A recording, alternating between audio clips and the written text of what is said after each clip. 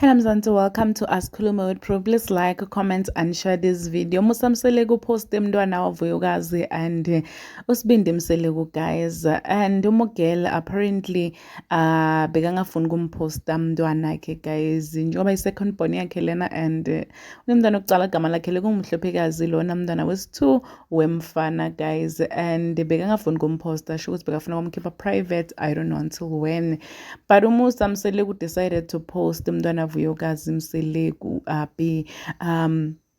ngaphandle kokuthi avume yena ukuthi akamposte guys. Uvele wamposta lapha ku-Instagram, bantu basale bambona njalo kesana, and after sikabonile Vuyokazi ukuthi Musa Mseleku sompostile vele mntwana naye ugcine wamposta, but bekangafuni kumposta guys. Into le besiyadi ukuthi lo mntwana akafuni ngaye, akafuni ukuthi abonwe guys. Mntwana akhe uyafana nawaTirelo guys, uyafana kakhulu nawaTirelo. Tirelo phela i-girlfriend yasibindi yes-2 guys, and nayicatha kuthola mntwana ngasikuzala umthole ngoJune, but yena mntwana umthole ngoJune if I'm not mistaken.